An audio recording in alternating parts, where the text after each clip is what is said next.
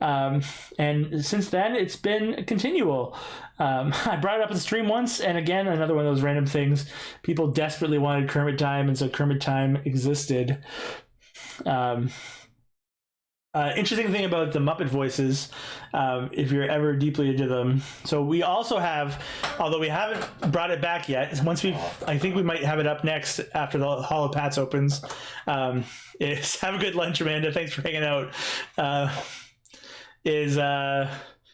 The Ernie era, because Kermit the Frog's voice is basically this, right? Like Kermit the Frog here, and then if you take that and you just try to make it really low, you go, "Hey Bert, rubber ducky, oh rubber ducky, you're the one. You make bath time lots of fun. Rubber ducky, I'm awfully fond of you. Boop boopy doop." You can easily get to Bert from just the same voice, just like pitched down. And then ironically, if you pitch that same voice up, you get Kirby! Hiya! Which doesn't make any sense because Frank Oz and Kermit the Frog, Frank Oz does Miss Piggy and Jim Henson did Kermit the Frog. So it doesn't make any sense that that voice would work for both. But it does. Time for us to choose a face, friends. Let's get out there and look at some emotions. Ugh. This chill music is real chill. Have a good lurk now. Take care of yourself. Let's get emotional faces up here. That was the one we looked at last time. Does anyone have an emotion they want to use to guide us today? Again, none of the faces generally turned out exactly like the face that we want to make, but that's sort of the nature of the beast. Angry. Let's get an anger out here.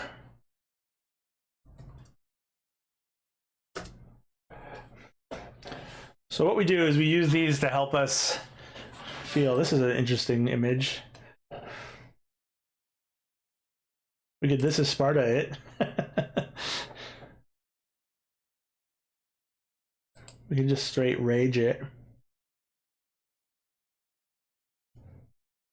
Smug. We have Smug. Smug's actually one of our like classic resin casted ones. Not that we couldn't do Smug again, but this is our Smug.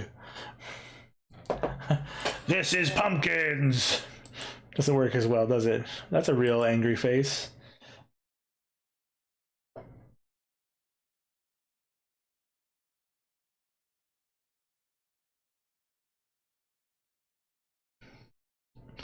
What kind of face is that? I don't know my emoji emotions. Ooh, look at this guy.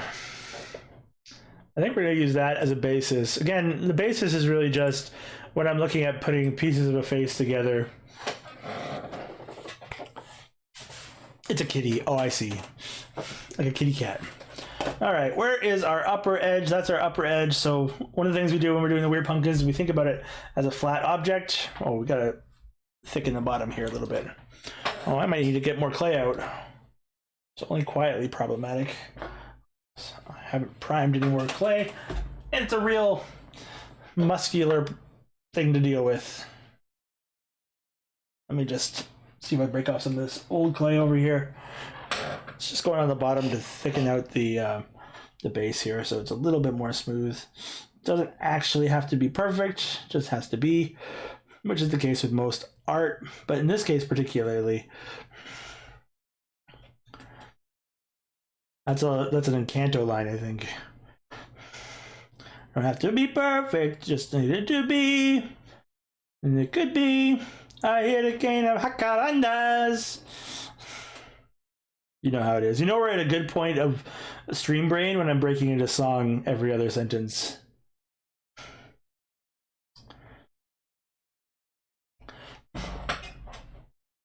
We've reached the threshold of pathood. All right, we're gonna go from this side. So like I was saying, we're looking at this. We want to see where the top of the pumpkin shapes is the highest and the lowest, and put them in opposite to each other. So you can see on this guy here, we've got the flat parts, and then we can sort of see the back part, which means that when we're looking at it from 3/4, we get a real nice showing. So if this was the front here and we looked at it from 3/4, you actually wouldn't see this back piece very well. So by putting the front here at 3/4, we see a lot more dynamics as a result. I think it's the same on this one.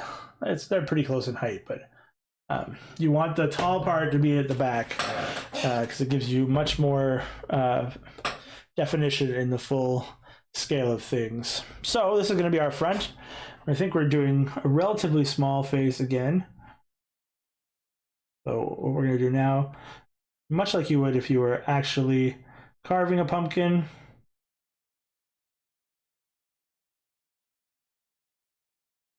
actually, I found out something really cool the other day. I got invited by a friend of mine to participate in a charity event in October, by the sounds of things, where local artists and local celebrities or whatever merit, and I'm certainly not a celebrity, get invited to come and carve pumpkins, and then they sell them for charity.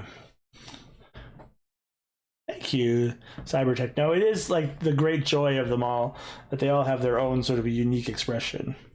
And so one of the things I do, if you're not familiar with my work in general, is I carve pumpkins. We've done it on stream a number of times.